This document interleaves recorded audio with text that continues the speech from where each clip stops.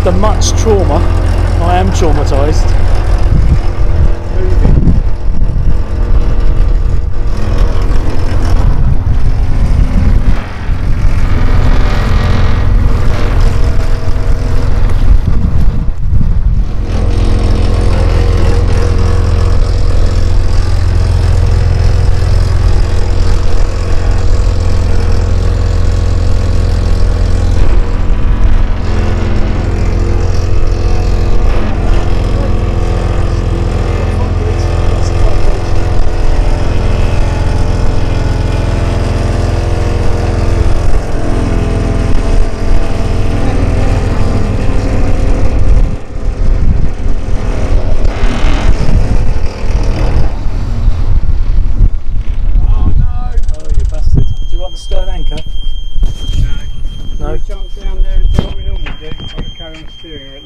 Okay.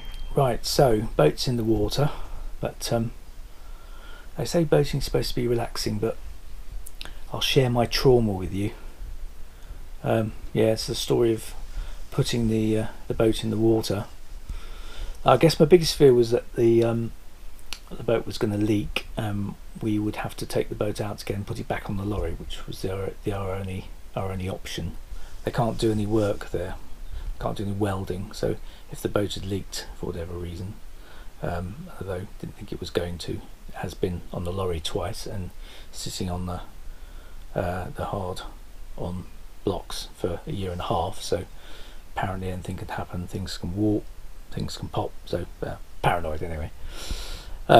So we popped it in the water and had a good old look around and pulled the boards up and everything like that. Yeah, and everything was fine, so I felt really good about life.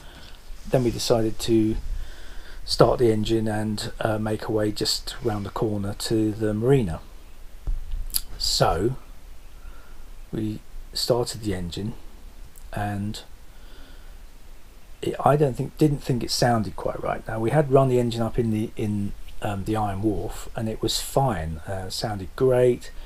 No problems. We'd run it for half an hour and turned it on the next day, started up, started first click on the key, everything was fine, run it up for another half an hour, made sure all the water got hot, it heated the calorifier and all that kind of stuff, and everything was looking rosy.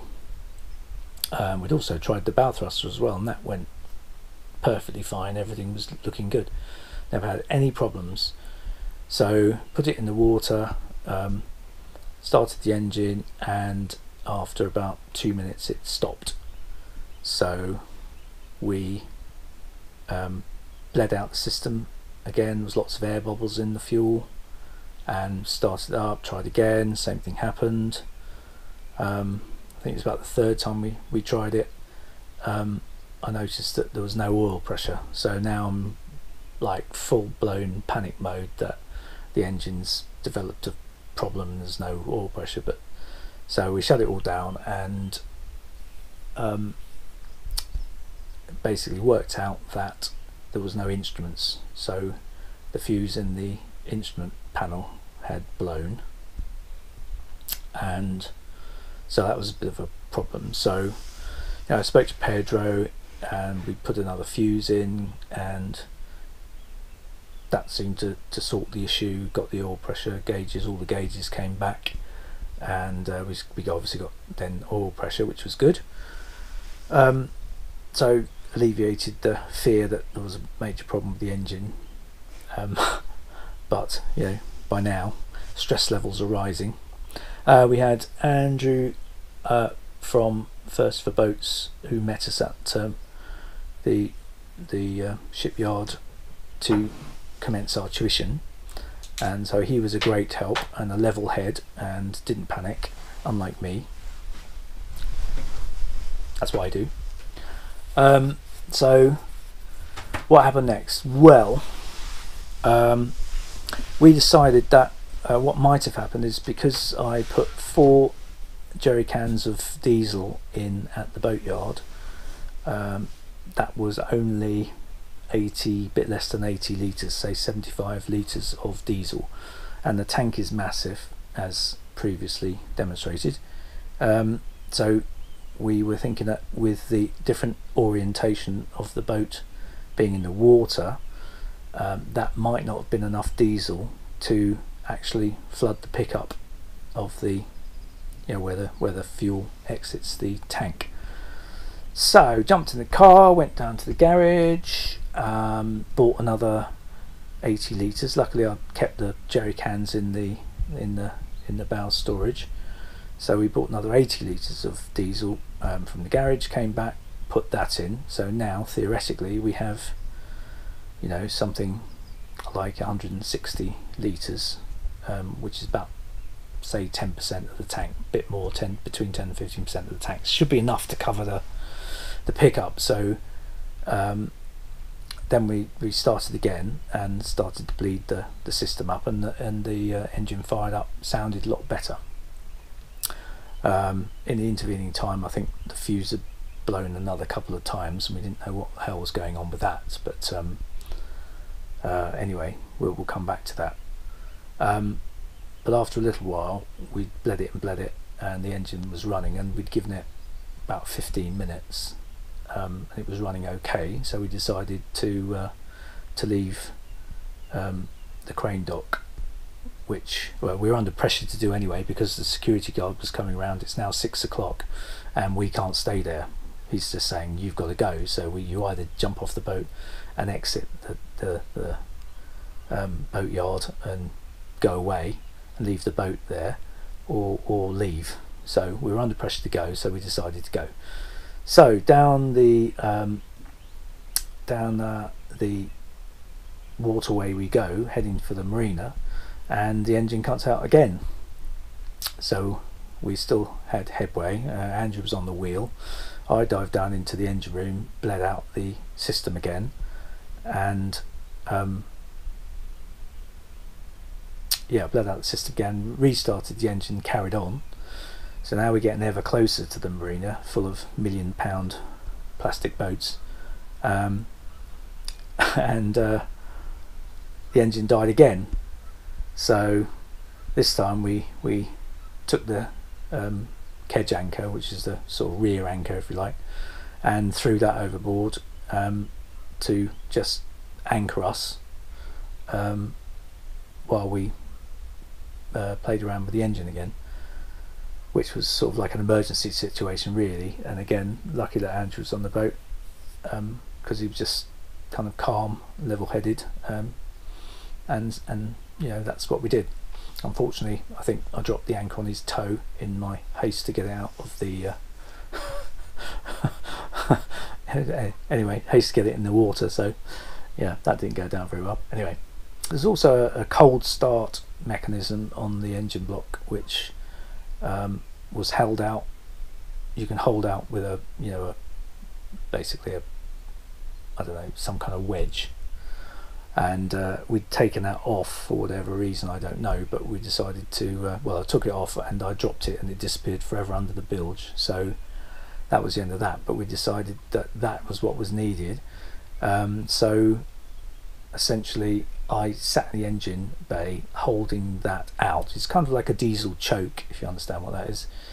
The engine started, sounded a lot better, and Andrew went for it and gunned it into the marina and pulled up on the fuel dock, which is kind of the easiest, widest place to moor up. So there we were. That's the first trip of Neeltje in the water. Absolutely stressed off our faces and just glad to be on a dock, any dock, and sort of safe and not hit anything. So that was the first night. Stressful boating. Anyway, so that was great. So ordered a delivery curry, had a beer, world looks much better. So far we got no engine working, bow thrusters packed up, and the instrument fuses are blowing every 5 minutes. So not the most auspicious start, but there we go. That's the story of the first trip of Neeltje in the Thames. Ugh.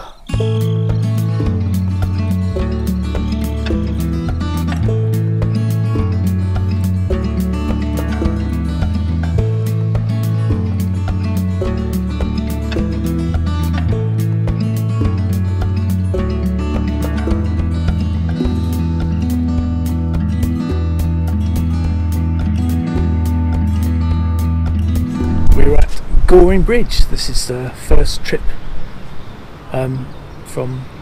first solo trip for me and Caroline, and we managed to push off okay and get up here all of half an hour, which was lovely, and I managed to find a mooring and get in without smashing anything up. So all in all, we're quite pleased with ourselves, really. Yeah, now we've got some Liz and Head and our friends coming up to find us and bringing Skylar dogs, so looking forward to that. So all in all, not so stressful anymore.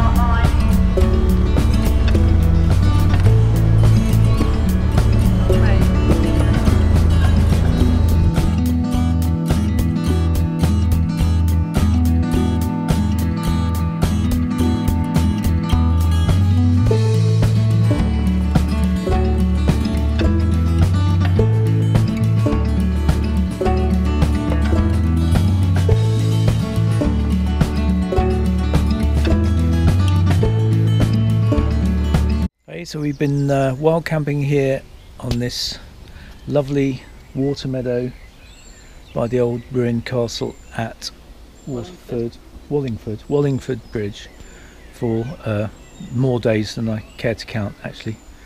But it's been absolutely lovely. I think there's red kites soaring overhead.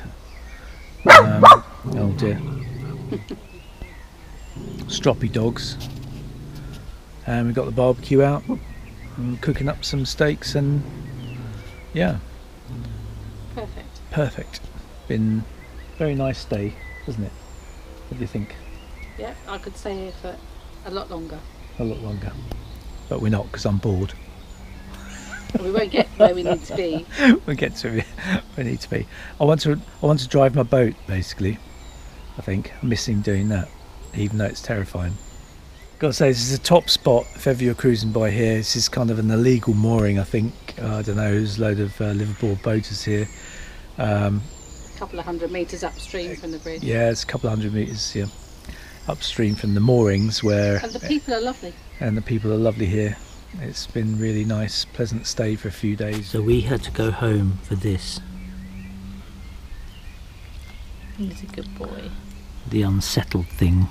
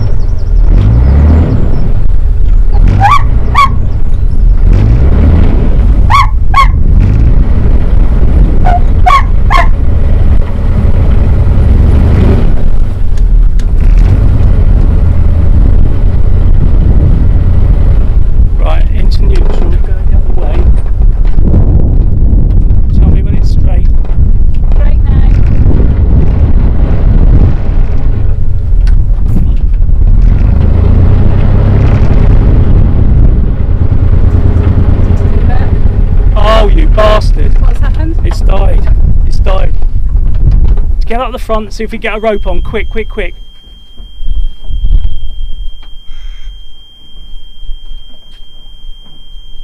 Just round end the thing.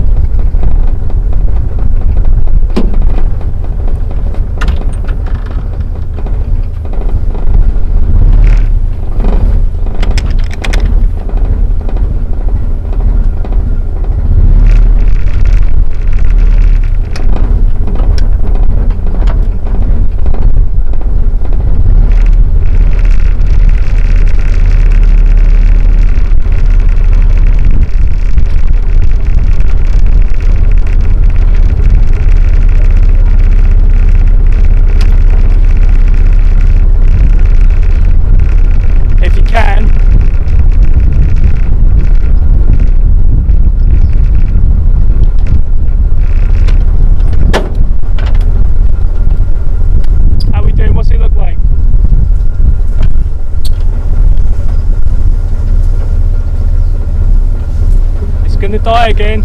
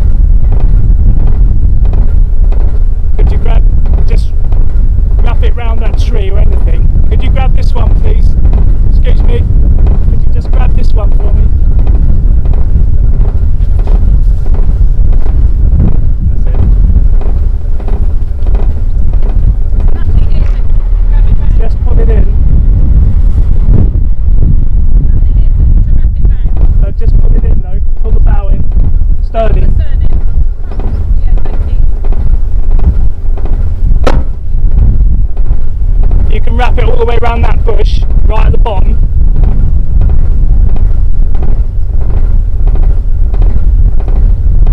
Right, I'm going to turn that off now.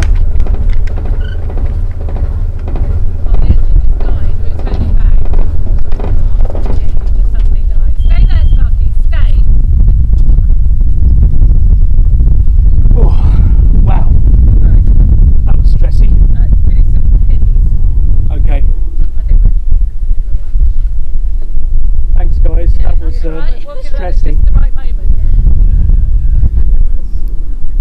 Heaven knows what the... Well, there's worse places to be stuck, I suppose. Right, I've opened the gas. Cup of tea? Okay, so parked at Dorchester on Thames after more engine problems and an emergency park. Yeah, a day in the engine bay today. Hopefully, fingers crossed, sorted the problem out with a lot of help from people on the phone. Yeah, especially Pedro, who was very good to talk me through some stuff. Anyway, life has its compensations.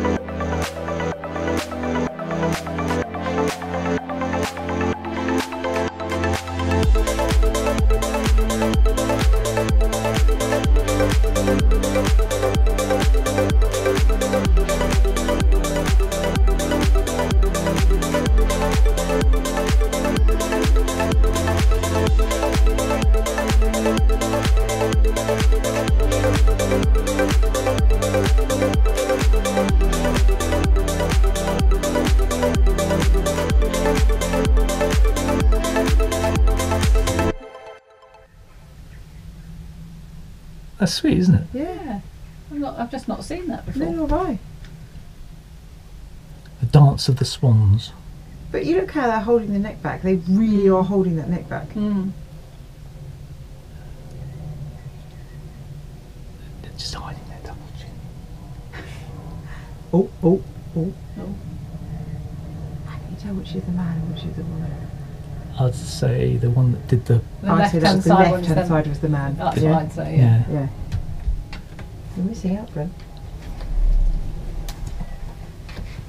Oh, blimey. So strong. You think about the tide. Yeah. She's saying, look, I'm not being funny, but I've really hurt my neck. I don't feel in the mood. Can you just leave I've got it? a crick. Just leave it, will you? So Just bad. get off. He does like a cup of tea. Yeah, good boy. Yummy. Oh, it's sweet, isn't it? Look at that. Really, Look really at that. sweet. I've That's never so seen funny. this before.